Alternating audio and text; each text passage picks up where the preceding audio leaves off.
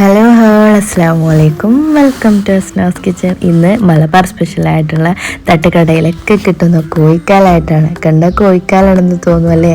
അപ്പോൾ അടിപൊളി ടേസ്റ്റാണ്, എല്ലാവരും ഒന്ന് ട്രൈ ചെയ്യുക. അപ്പോൾ ഞാനൊന്ന് റെസിപ്പി പറഞ്ഞുതരാം കേട്ടോ.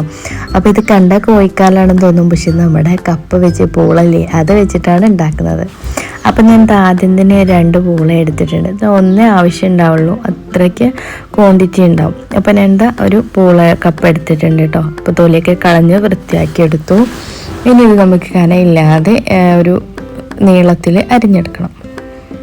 നമ്മൾ പൊട്ടറ്റോ ചിപ്സില്ലേ, അത് നമ്മുടെ പൂളക്കോല എന്നൊക്കെ പറയും, അതുപോലെ ഒന്ന് ഇതുപോലെ കനം കുറച്ച് നീളത്തിൽ അരിഞ്ഞെടുക്കാം. കനം കുറച്ച് തന്നെ അരിഞ്ഞെടുക്കണം കേട്ടോ.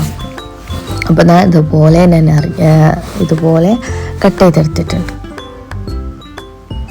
അപ്പോൾ ഇത് തട്ടുകടകളിലും അതുപോലെ തന്നെ മലബാർ കണ്ണൂർ സ്പെഷ്യലായിട്ടുള്ളൊരു റെസിപ്പി തന്നെയാണ് കേട്ടോ, കോഴിക്കാല്. അപ്പോൾ ഇതുപോലെ ഞാൻ റെഡിയാക്കി ഇതുപോലെ അരിഞ്ഞെടുത്തിട്ടുണ്ട് കേട്ടോ, കണ്ടോ. ഇനി ഇതിലേക്ക് ആവശ്യമായിട്ടുള്ള ഇൻഗ്രീഡിയൻസ് ഒരു 1.5 ടേബിൾ സ്പൂൺ കാശ്മീരി മുളക് പൊടി, ഒരു 2 ടേബിൾ സ്പൂണോളം മൈദ, അതുപോലെ 2 ടേബിൾ സ്പൂണോളം തന്നെ കടലപ്പൊടി. ഇത്രയും ചേർത്ത് കൊടുത്ത് ഇതിലേക്ക് ആവശ്യത്തിനുള്ള ഉപ്പും കൂടി ചേർത്ത് കൊടുക്കണം. പിന്നെ ഒരു ചെറിയ പീസ് ഇഞ്ചി ചതച്ചതും വെളുത്തുള്ളി ചതച്ചതും കൂടി ഇട്ട് കൊടുക്കുന്നുണ്ട്. പിന്നെ അത്യാവശ്യത്തിന് കുറച്ചൊക്കെ നമ്മുടെ കറിവേപ്പിലയും കൂടി ചേർത്ത് കൊടുക്കാം. അത് അത്യാവശ്യത്തിന് തന്നെ ചേർത്ത് കൊടുക്കണം കേട്ടോ, കുറച്ചൊക്കെ ചേർത്ത് കൊടുക്കുക. അപ്പം ഞാൻ ഏകദേശം 1.5 കൈപ്പിടി കറിവേപ്പില തന്നെ ചേർത്ത് കൊടുത്തിട്ടുണ്ട്. ഇനി ആവശ്യത്തിനുള്ള വെള്ളവും ആവശ്യത്തിനുള്ള ഉപ്പും കൂടി ചേർത്ത് കൊടുത്താൽ കുറേശ്ശായിട്ട് വെള്ളം തളിച്ചു കൊടുത്തിട്ട് ഇത് നന്നായിട്ട് കുഴച്ചെടുക്കാം.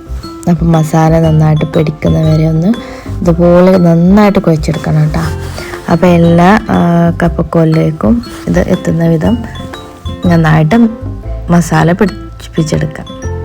അപ്പോൾ ആ മാവുണ്ടല്ലോ, അപ്പോൾ എല്ലാ പുളക്കൊല്ലും എത്തണം. അപ്പോൾ തന്നെ ആവശ്യത്തിനുള്ള ഉപ്പ് ചേർത്ത് കൊടുക്കണം. ഏകദേശം 3/4 ടേബിൾ സ്പൂണോളം ഉപ്പാണ് ചേർത്ത് കൊടുത്തിട്ടുള്ളത്.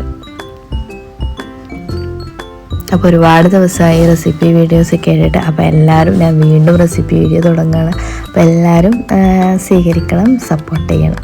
ഞാനൊരു നുള്ളു കായപ്പൊടിയും കൂടി ചേർത്ത് കൊടുത്തിട്ടുണ്ട്. ഇതെല്ലാം കൂടി ചേർത്ത് കൊടുത്തിട്ട് നന്നായിട്ടൊന്ന് ഇതേപോലെ കുഴച്ചെടുക്കുക. ഇനി വേണ്ടത് ഓർഡറിലൊന്നും എടുക്കണ്ട, ജസ്റ്റ് ഒന്നിങ്ങനെ ഒരുമിച്ച് കൂട്ടി പിടിച്ചെടുത്ത് ഇതുപോലെ ഒന്ന് കൈ വെച്ച് ഒന്ന് പ്രസ് ചെയ്ത് കൊടുക്കുക. അതുപോലെ തന്നെ വേണം നമ്മൾ ചട്ടിയിലേക്കിട്ട് പൊരിച്ചെടുക്കാൻ കേട്ടോ. അപ്പോൾ ഇതുപോലെ ഇങ്ങനെ ആക്കിയെടുക്കുക. ഓർഡറൊന്നും വേണ്ട, ഡിസോർഡറിൽ തന്നെ. അതിന് ജസ്റ്റ് ഒന്നൊരു 3-4 കോല് ഇതുപോലെ എടുക്കുക, ഇങ്ങനെ പിടിക്കുക. നേരെ ചൂട് എണ്ണയിലേക്ക്, തിളച്ച് മറിയുന്ന എണ്ണയിലേക്കിട്ട് നന്നായിട്ട് ഫ്രൈ ചെയ്തെടുക്കുക. അപ്പോൾ ഈസി അല്ലേ? അപ്പോൾ എല്ലാവരും ഒന്ന് ട്രൈ ചെയ്ത് നോക്കിയിട്ട് ഫീഡ്ബാക്ക് പറയണേ.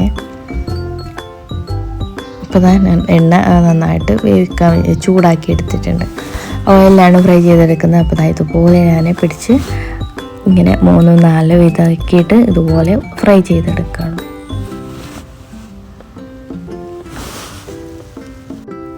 വൈകുന്നേരങ്ങളിലും അതുപോലെ മക്കളുടെ സ്നാക്ക് ബോക്സിലൊക്കെ ഉണ്ടാക്കി കൊടുക്കാൻ പറ്റിയ ഒരു അടിപൊളിയായിട്ടാണ് കേട്ടോ. നല്ല ടേസ്റ്റാണ് ഇതിന്. അപ്പോൾ കണ്ട കോഴിക്കാല് പോലെ തോന്നുന്നില്ലേ? ഇതുപോലെയുള്ള റെസിപ്പീസൊക്കെ ആയിട്ട് വീണ്ടും വരാം. അടിപൊളി സ്നാക്ക് ആട്ടോ. അപ്പോൾ എല്ലാവരും ഒന്ന് ട്രൈ ചെയ്ത് നോക്കാം, അടിപൊളിയാണ്.